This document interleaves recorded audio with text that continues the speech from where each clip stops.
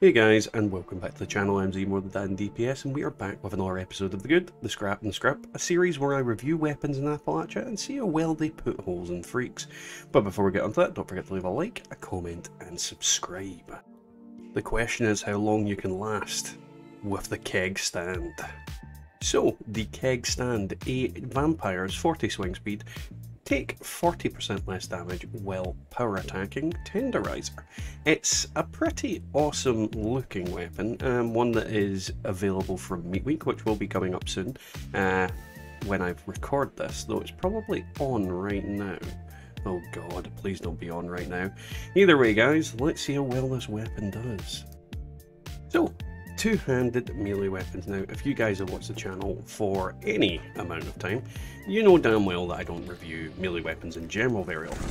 And I certainly don't review ones that are not fist weapons very often. And the reason for that being, they're just not as strong. However, when it comes to this damn thing, as you're seeing, it does hit pretty damn hard.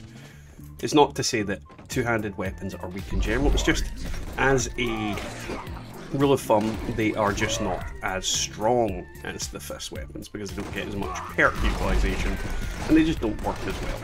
But when you're smashing, you kill things pretty quick. I think that super mutant just went into the atmosphere. Yeah. This isn't your birthplace. Well, it might be your birthplace. I don't know where you were born. But still. Murdery time. But yeah. This is the thing about melee weapons, they do a lot of damage against your average enemies. You do need to be careful, especially when you start chomping on super mutants, but you will take a lot of damage because you are coming right up close and getting smashed. It's not a bad weapon, not in the slightest. Now when it comes to the build, it is a pretty much standard melee build. We've got all the usual stuff here. If you remember my cannibal build, it is a variation of that, so nothing on here is incredibly out of the blue and strange. If you want to look at it more, pause the video.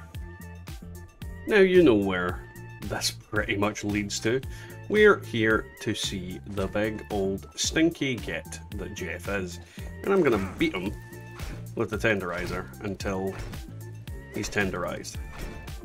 Hopefully this goes well.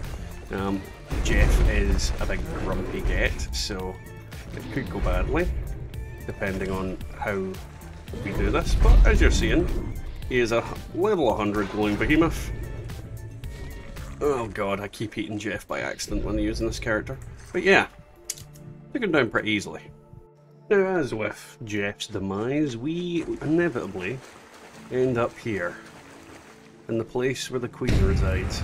And before she gets up, let's just whack on her a couple of times, see how far we can get. The biggest problem with being a melee character is that. Yeah. Don't fight Mirelurk Queens as melee characters.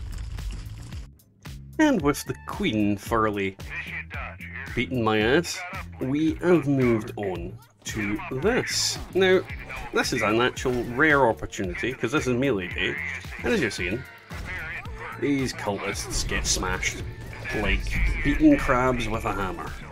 They really do not like getting beaten with this hammer.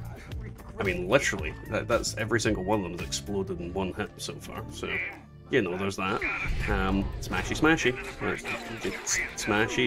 Smashy. You can heal all you want, but it's not helping you, is it? Smashy.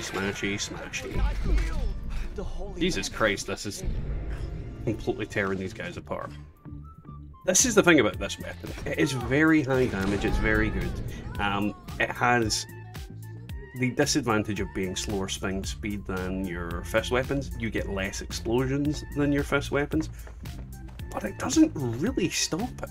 It does insane damage, and overall, if you're going into daily ops and you're just wanting any whatever ammo you can find, Mothman, where's the Mothman? It's gonna do really well for you. Ah, there you are. Ow. You little git. Where'd you go? I do not like these Mothmen. Smashes them good too. Yeah, I like this one. So that was today's video, guys. I hope you enjoyed it. If you did, don't forget to leave a like, comment and subscribe. If you'd like to support the channel further, you can buy our merchandise, as you can see on the screen, at the Teespring link down below, as well as our super thanks button on all of our videos. On top of that, we also have our Ko-fi QR code on screen, and you can become a channel member. And on the note of the members, let's thank them.